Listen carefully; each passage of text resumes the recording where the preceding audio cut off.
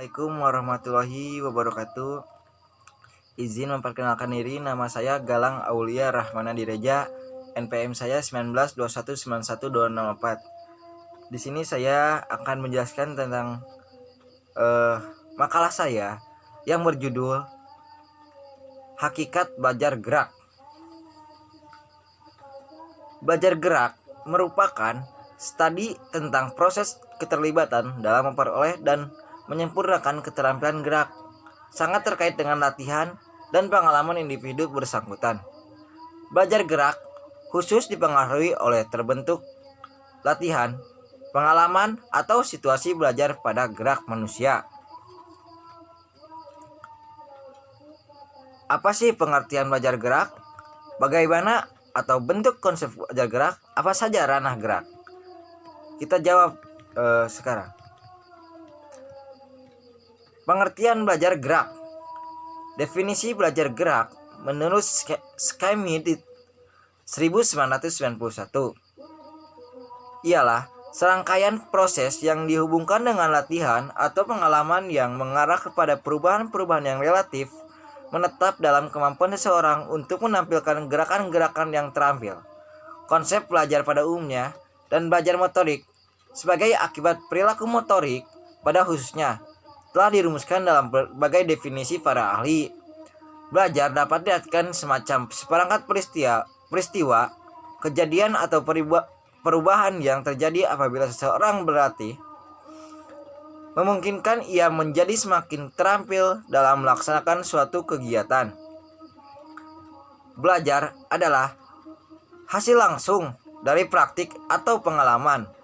Belajar tidak dapat diukur secara langsung karena proses yang mengantarkan pencapaian perubahan perilaku berlangsung secara internal atau dalam diri. Manusia tidak bisa diamati secara langsung, terkecuali ditafsirkan berbagai perilaku itu sendiri. Belajar dipandang sebagai proses yang menghasilkan perubahan relatif permanen dalam keterampilan, perubahan dalam perilaku yang menyebabkan perubahan suasana emosi, motivasi, atau keadaan internal tidak dianggap sebagai akibat belajar. Bentuk atau konsep belajar gerak. Konsep belajar pada umumnya ada dan belajar motorik sebagai akibat perilaku motorik pada khususnya telah dirumuskan dalam berbagai definisi para ahli. Belajar dapat diartikan semacam seperangkat peristiwa, kejadian atau perubahan yang terjadi apabila seseorang berlatih, memungkinkan ia menjadi semakin terampil dalam melaksanakan suatu kegiatan. Belajar adalah hasil langsung dari praktik atau pengalaman. Belajar tidak bisa diamati secara langsung, terkecuali ditafsirkan berdasarkan perilaku itu sendiri. Belajar dipandang sebagai proses yang menghasilkan perubahan relatif permanen dalam keterampilan. Perubahan dalam perilaku yang menyebabkan perubahan suasana emosi, motivasi, atau keadaan internal tidak dianggap sebagai akibat belajar. Disimpulkan, pengertian belajar adalah seperangkat proses yang berkaitan dengan latihan atau pengalaman yang mengantarkan ke arah perubahan permanen dalam perilaku terampil.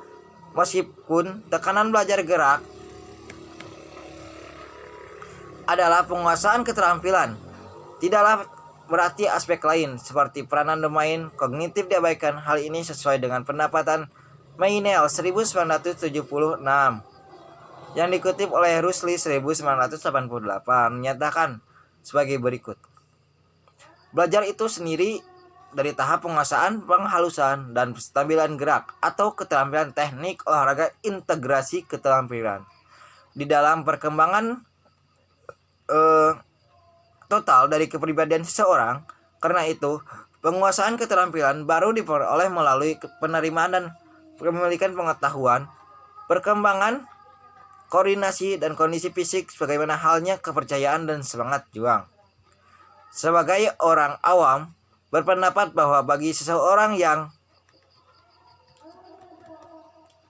menganggap proses belajar sebagai suatu kejadian yang berlangsung dengan sendirinya, ia akan menganggap pelajar merupakan suatu gejala yang sederhana. Lalu, pengalaman adalah guru yang terbaik. Dan meniru adalah cara terbaik untuk seseorang yang mau belajar. Karena dia menganggap dalam banyak hal teori itu tidak praktis dan hanya cocok untuk berilmuwan saja. Konsep belajar pada umumnya belajar gerak sebagai belajar perilaku, motorik pada khususnya telah dirumuskan dalam berbagai definisi oleh para ahli. Dalam proses pembelajaran, anak melakukan berbagai tugas-tugas gerak sesuai dengan tingkat pertumbuhan dan perkembangannya. Sehingga dalam proses perkembangan, pendidikan jasmani memiliki muatan belajar yang diarahkan pada pencapaian tujuan fisik dan perkembangan motorik. Ranah gerak. Dalam belajar motorik, materi yang dipelajari adalah pola-pola gerak, keterampilan tubuh, misalnya gerakan-gerakan dalam olahraga. Hal ini menunjukkan bahwa ranah kemampuan yang paling intensif keterlibatannya dalam belajar motorik adalah ranah psikomotor. Namun, bukan berarti ranah kognitif dan efektif tidak terlibat di dalam belajar motorik.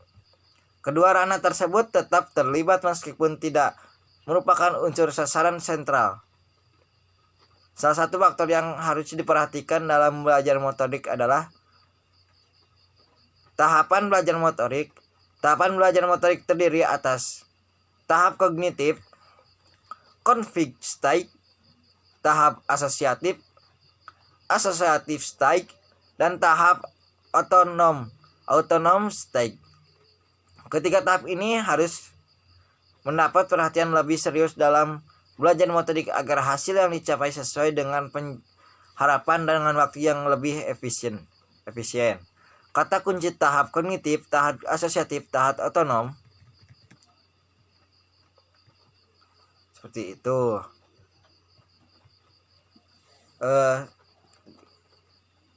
Kesimpulan dari yang saya sudah bacakan ialah belajar gerak menurut Schmidt 1991 adalah serangkaian proses yang dihubungkan dengan latihan atau pengalaman yang mengarah kepada perubahan-perubahan yang relatif menetap dalam kemampuan seseorang untuk menampilkan gerakan-gerakan yang terampil. Konsep belajar pada umumnya dan belajar motorik sebagai akibat belajar motorik pada khususnya telah dirumuskan dalam berbagai definisi para ahli. Belajar dapat diartikan semacam seperangkat peristiwa, kejadian atau perubahan yang terjadi apabila seseorang melatih kemungkinan ia menjadi semakin terampil dalam melaksanakan suatu kegiatan. Belajar adalah hasil langsung dari praktis atau pengalaman.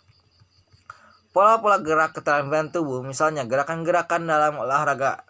Hal ini menunjukkan bahwa ranah kemampuan yang paling intensif keterlibatannya dalam belajar motorik adalah ranah psikomotor. Namun bukan berarti ranah kognitif dan afektif tidak terlibat di dalam belajar motorik. Kedua ranah tersebut tetap terlibat meskipun tidak merupakan unsur sentral. Sekian, terima kasih pembahasan dari saya. Mohon maaf bila banyak kekurangan atau tutur kata yang tidak baik. Wassalamualaikum warahmatullahi wabarakatuh.